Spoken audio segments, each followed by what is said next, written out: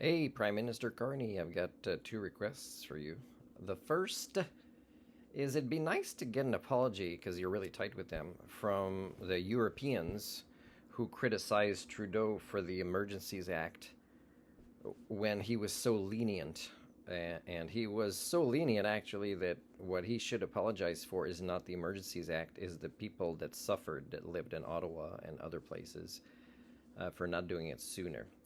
And it was well done. It was well done when it was started. It was well done during, and it was ended the way it was supposed to end. It was I think, something that other countries abuse in the way that we did not, at least not at that time. So it'd be nice to get an apology from the European counterparts that you're friends with, right? If you want to take them seriously.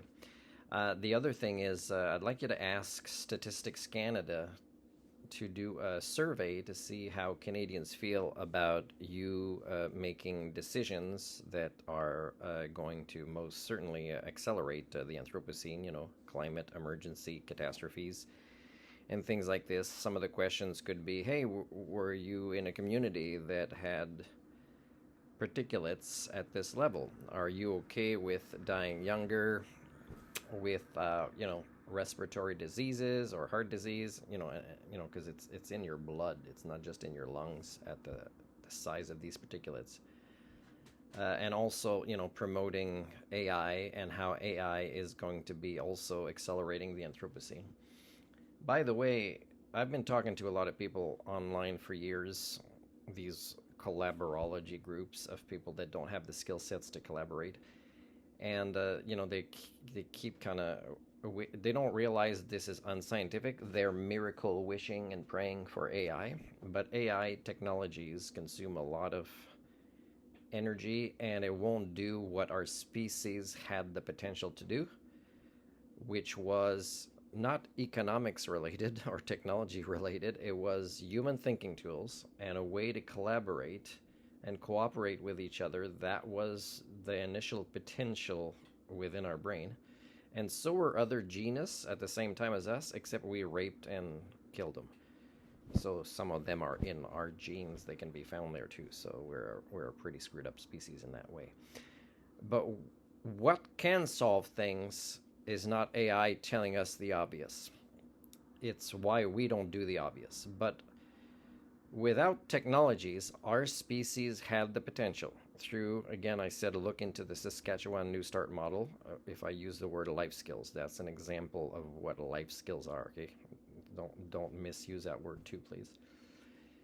But if we had invested in those kinds of teachings, which all the people I knew grew up from parents in schools that didn't have those teachings, so they didn't self-actualize and manifest into real Homo sapiens, right? Sentience and sapience is not, as defined properly, the way you can measure their lives as turning out or experiencing every day. So it's not there.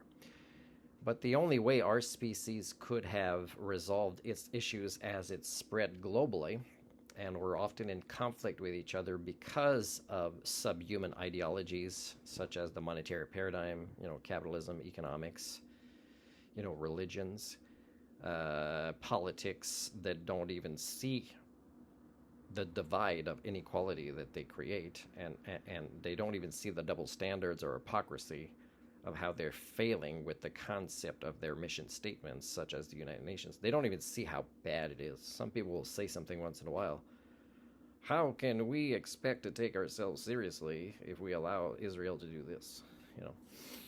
And banks, man, who wants a pension if they're an Homo sapien when they know that investing in a pension, whoever does it, their union, whoever, means that they are accelerating wars, genocide, climate catastrophe events?